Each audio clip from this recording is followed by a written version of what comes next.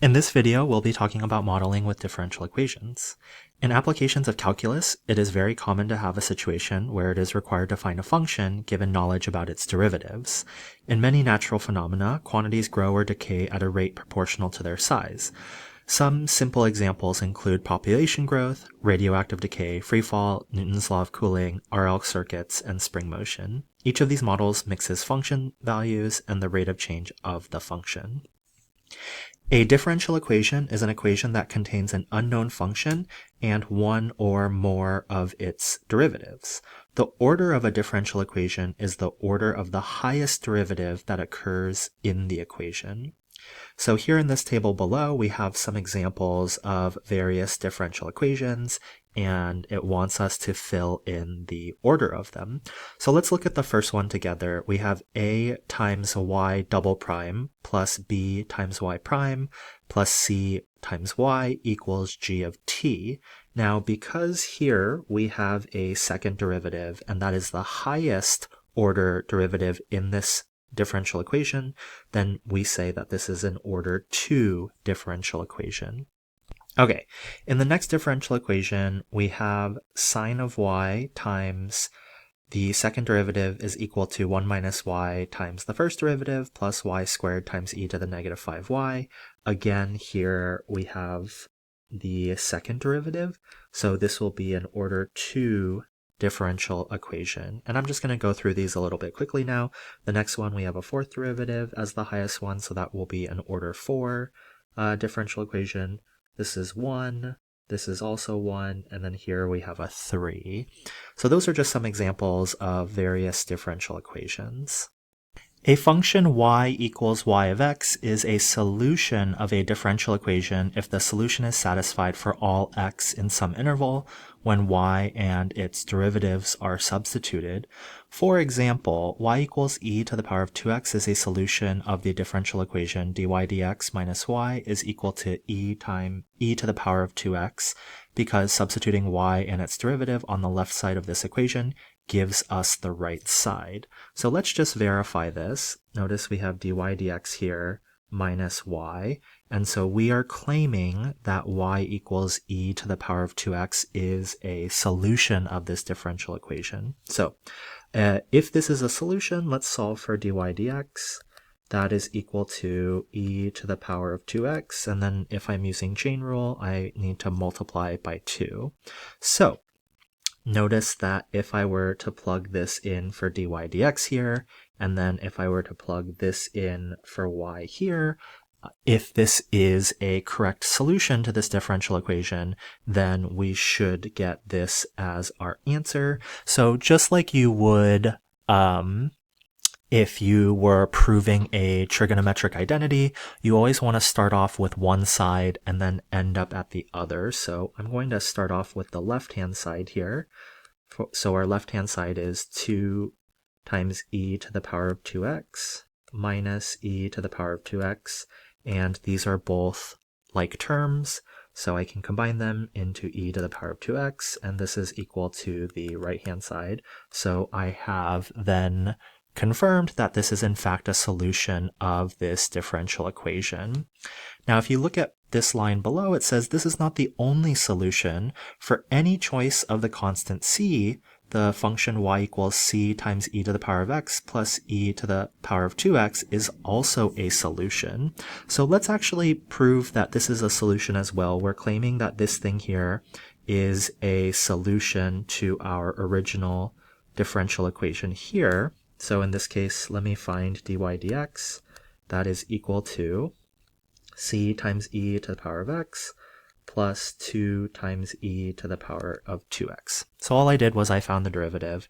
Let's go ahead and plug this in now. I have the left-hand side is equal to c times e to the power of x plus 2 times e to the power of 2x minus whatever we claimed was our y. And if I distribute that negative sign in, then notice that we will once again get e to the power of 2x, which is equal to the right-hand side. So this is also a solution. Example 1 says verify that the function y equals e to the power of negative 3x plus 2x plus 3 is a solution of the differential equation y prime plus 3y equals 6x plus 11. So what I'm going to start off by doing is I'm going to take our solution that we're trying to prove is a solution, and I'm going to find y prime, because notice that here I have y prime, here I have y, and so let's take the derivative of our solution function, or the thing that we're trying to prove is a solution.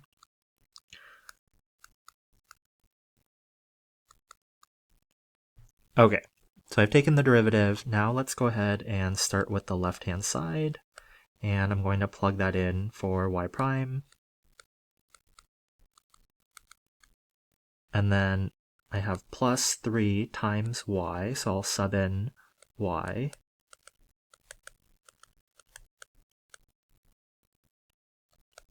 Okay, let's distribute that 3 in.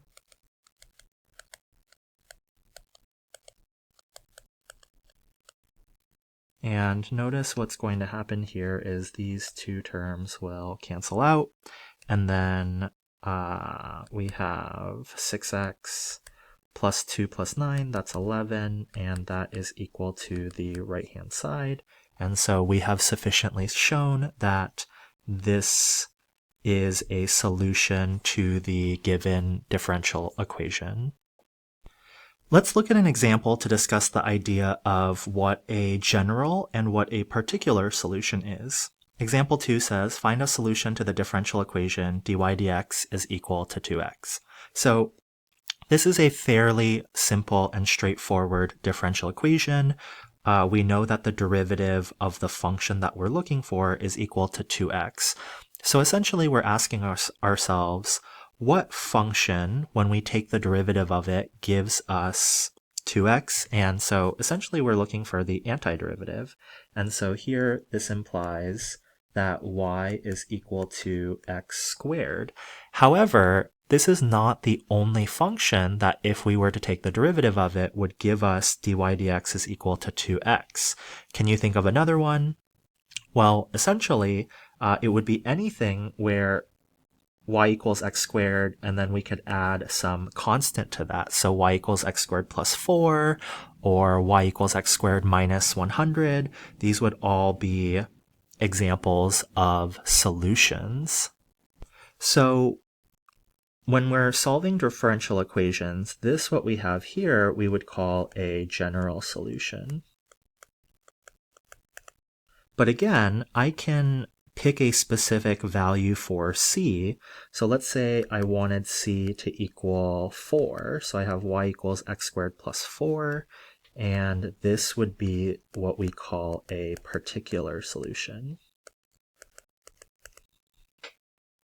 And something that I wanted to emphasize here is that our constant of integration here, c, is some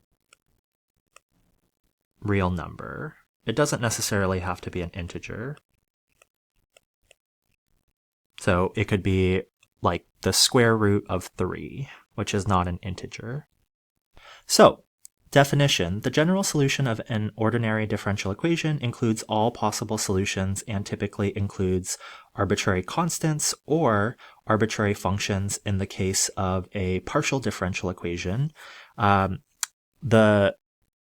In this class, we are going to focus on ordinary differential equations.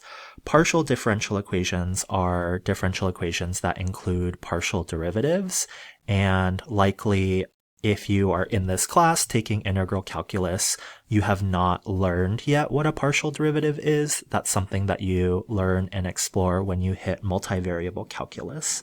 So, usually the general solution of an nth order differential equation contains n arbitrary constants. In the previous example, y equals x squared minus 3, this is considered a particular solution of that differential equation. When a physical problem leads to a differential equation, there are usually conditions in the problem that determine specific values for the arbitrary constants in the general solution of the equation. for the first order equation, a condition that specifies the value of the unknown function is called an initial condition, and this will lead us to a particular solution. So I just want to highlight here in this graphic, when we have the ordinary differential equation y prime is equal to 2x or dy dx is equal to 2x, this graphic above shows a family of solutions because, again, there are infinitely many solutions to that differential equation. So we have, for example, x squared minus 4, x squared minus 2, x squared plus 2, x squared plus 4. So these graphs here all represent different solutions or particular solutions to that differential equation. Example 3 says solve the ordinary differential equation dy dt is equal to cosine of t with initial condition y of 0 is equal to 5. Now again, this is a very basic and straightforward differential equation, and we're actually going to explore these more in the next section. And this is what's called a separable differential equation, and it's separable because we can take this equation and kind of rewrite it as dy is equal to cosine of t times dt. So essentially, we solved for the differential dy. And now what I can do is, because it's specifically an example of a separable differential equation, I can integrate both sides. And on the left-hand side, if I integrate, that's essentially 1 times dy. That would give me y. And then the integral of cosine of t, that is equal to sine of t plus my constant of integration. Now, here we're given an initial condition, which means that we are able to find a particular solution. So if we're given this initial condition, it tells us that if we were to plug in 0 into our solution function, then the output value would be 5. So y of 0 is equal to sine of 0 plus c, and we know that this has to equal 5 just based on the given information. Sine of 0 is equal to 0, so this implies that 0 plus c is equal to 5, which implies that c is equal to 5. So putting all of this together, my particular solution is y is equal to sine of t plus 5. And there's my answer for this question. This is the solution to the given differential equation. Example 4 wants us to find the value of k for which the constant function x of t is equal to k is a solution of the following differential equation. We want to really emphasize that the thing that we're looking for is a constant function. So x of t is equal to k. So then if I took the derivative of x with respect to t, because it's a constant function, the first derivative will equal 0. So now what that means is this thing here would be 0. So I have 6t to the 9th power times 0 plus 10 times our constant k minus 2. And we're setting it basically equal to 0 because that's the differential equation we're solving, and we're trying to identify what k is in this scenario. So again, luckily this is a constant function, so when we take the derivative it's equal to 0. So I have 10k minus 2 is equal to 0. If I add 2 to both sides, I get 10k is equal to 2. And that's going to give me k is equal to 1/5. So the function, which happens to be a constant function that is the solution for this differential equation, is x of t is equal to 1/5. And that is our solution for this example. Example 5 says verify that y equals tangent of t is a solution to the differential equation y prime is equal to 1 plus y squared. So in this case, y prime is equal to the derivative of tangent is secant squared Okay, so I'm going to kind of do this. I'm going to start with the left-hand side, which is equal to secant squared t. And then I know from one of the Pythagorean identities in trig that this is equal to 1 plus tangent squared t, which is equal to the right-hand side. And so we verified that this thing is in fact a solution. Example 6 says, which functions below are solutions of the differential equation y double prime plus y is equal to sine of x. So let's start with part A. We have y equals sine of x. Because we have the second derivative in this differential equation, I'm going to go ahead and solve for the first derivative, and then follow up by solving for the second derivative. And then let's go ahead and plug these in. So basically I'm starting off with the left-hand side, and I have the second derivative plus the original function. And this is equal to 0. 0 is not the same thing as sine of x, so I'm going to go ahead and just kind of put an x to indicate that this is not a solution here. Let's go with part B now. I have y prime is equal to negative sine of x, and then if I take the second derivative, that would be negative cosine of x. And if I start off with the left-hand side, the second derivative, negative cosine of x, plus the original function, which we're testing to be a solution, in this case is cosine. And if we add those things together, we get 0, which again is not sine, so this is not a solution. Let's try part C. We have y is equal to 1/2 x times sine of x. The first derivative is, I'm going to factor out the constant, and then I'm going to use the product rule.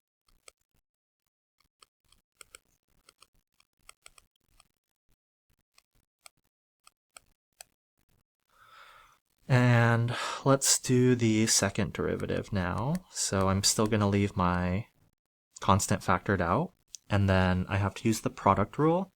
So I have first times the derivative of the second plus the second times the derivative of the first, and then I still need to take the derivative of sine, which is cosine.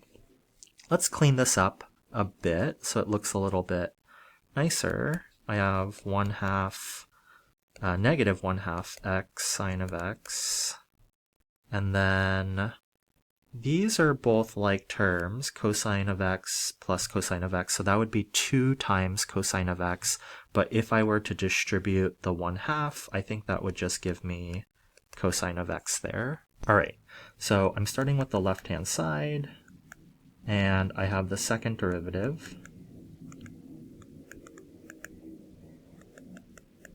and then the original function plus 1/2 x sine of x.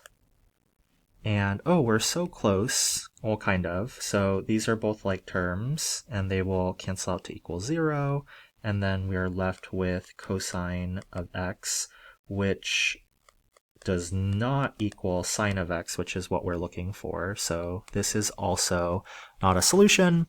This is not looking great, but none of these have been solutions so far, so maybe part D will pan out for us. Alright, so part D we have y equals negative 1/2 x times cosine of x. I'd like to take the first derivative. I'm going to factor out the negative 1/2 and use product rule.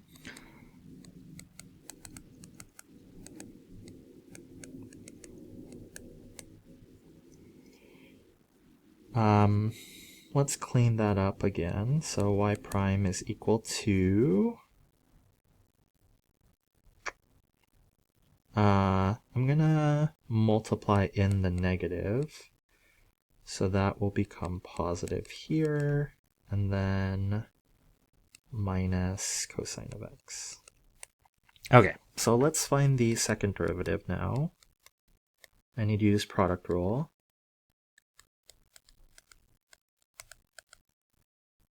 And then the derivative of cosine is negative sine, but that's going to turn into a plus there. And I'm also going to distribute the 1/2. Great. So let's start with the left-hand side of our differential equation. I have 1/2 x times cosine of x plus sine of x, and then we're adding the original function, which is this thing here. Ooh, this is promising. So these will cancel out, and then this is equal to, oops, I forgot an x.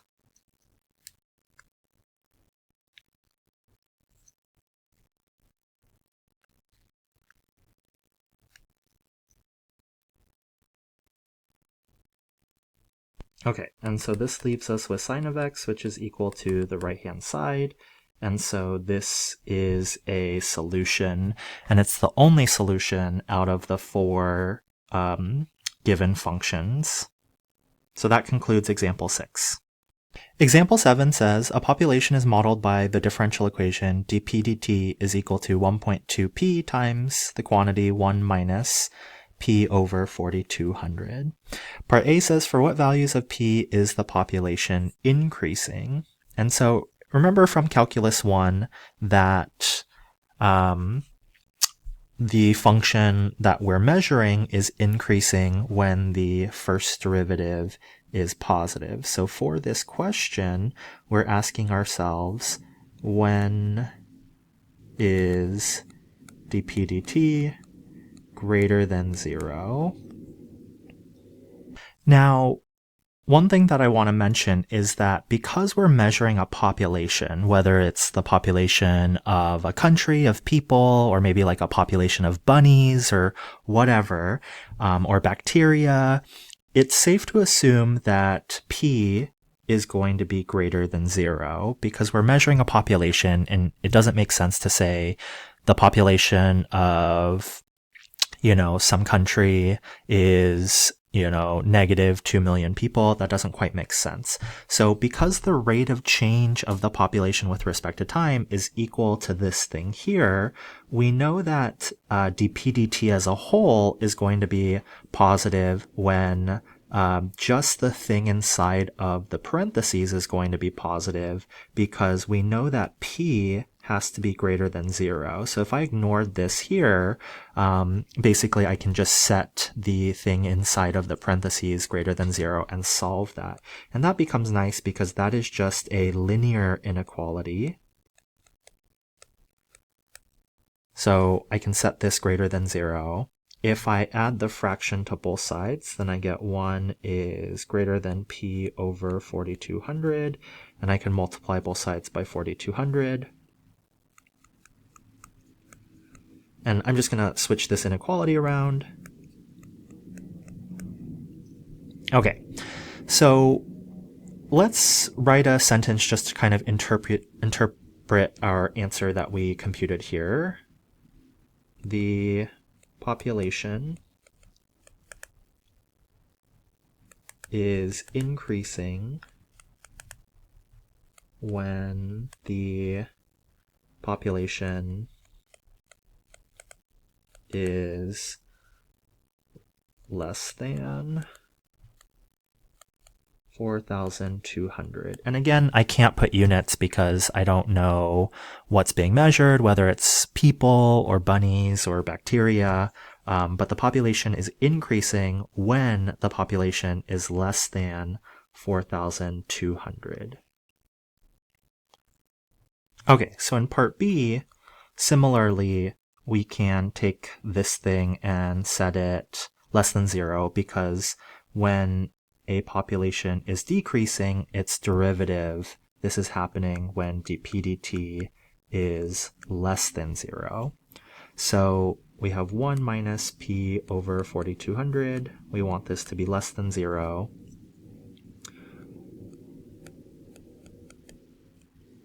And then we're eventually going to get p is greater than 4,200.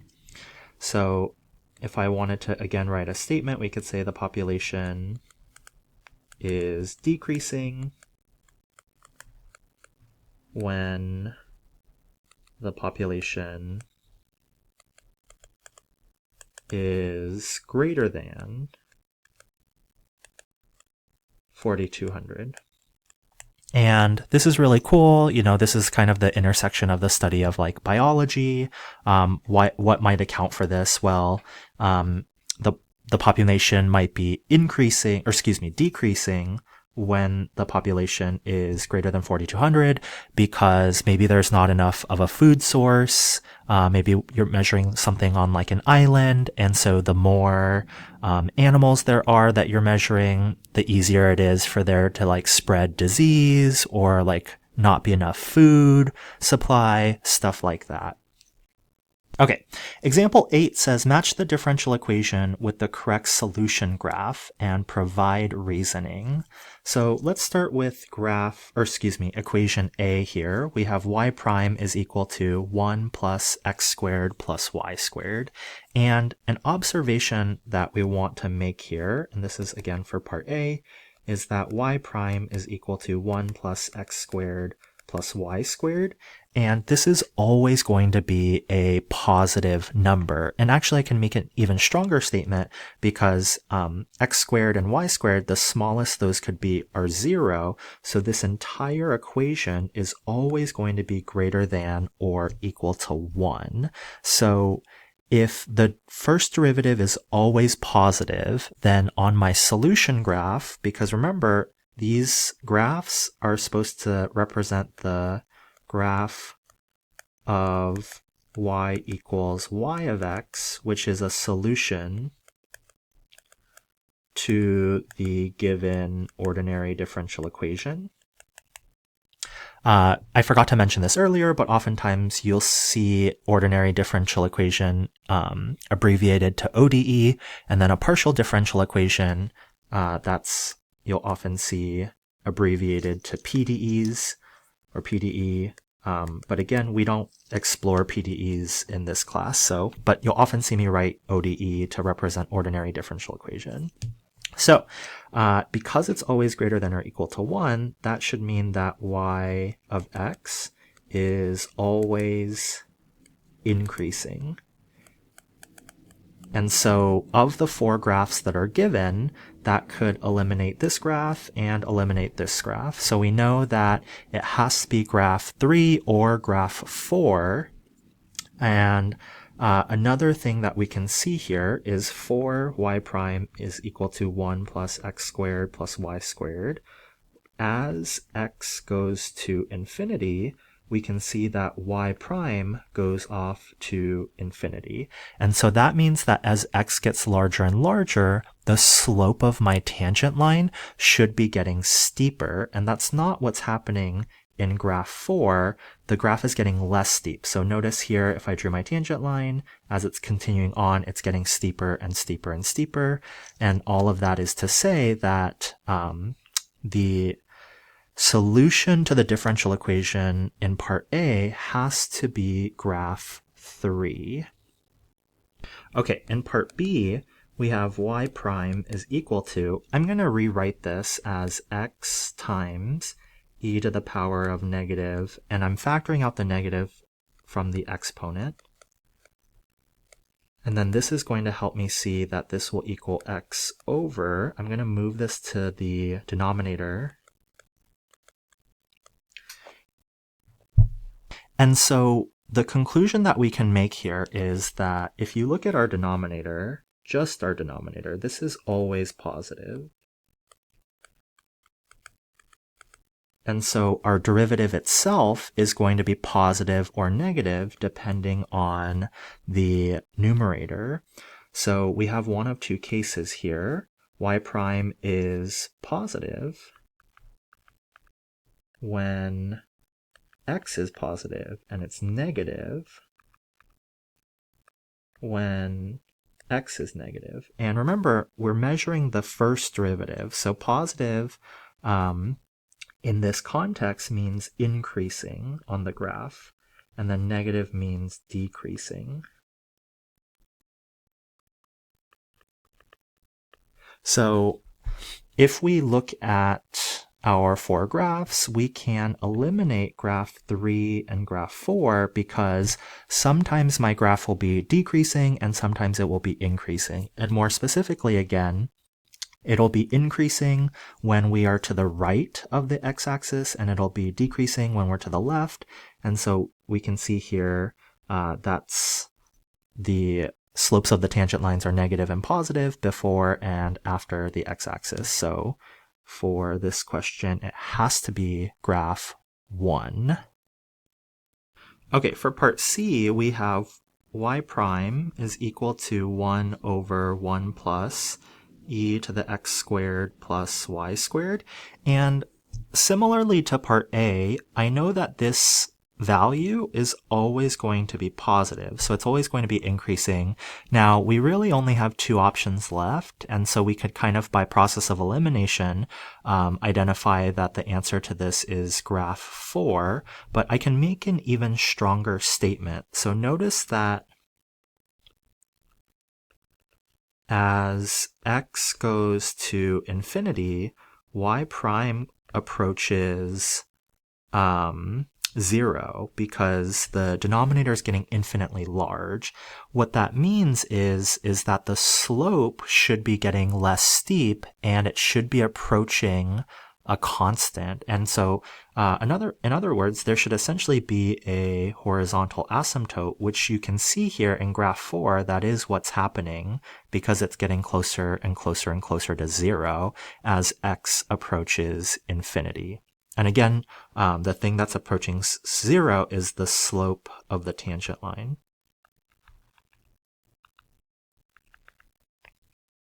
Okay, so let's do part D, even though there's only one option left. So I know that it has to be graph 2, but let's kind of talk about the reasoning behind why, since for all of these it says provide reasoning. Okay, so for part D, we have y prime is equal to sine of x times y times cosine of x times y. So one thing we can do is by looking at graph 2, notice that the y value is always 0 here because our solution is essentially the x-axis. And so notice that if y were to equal 0, then we get y prime is equal to sine of x could be anything, but x times 0 would be 0 times cosine of 0, and sine of 0 is 0, so this whole thing would equal 0. And so that corresponds specifically here to graph 2 because it is a constant function. So anytime y is 0, the derivative is 0, meaning that it has to be a horizontal. So that's what we have in graph 2. And this concludes the video on this section with modeling with differential equations. Thanks for watching.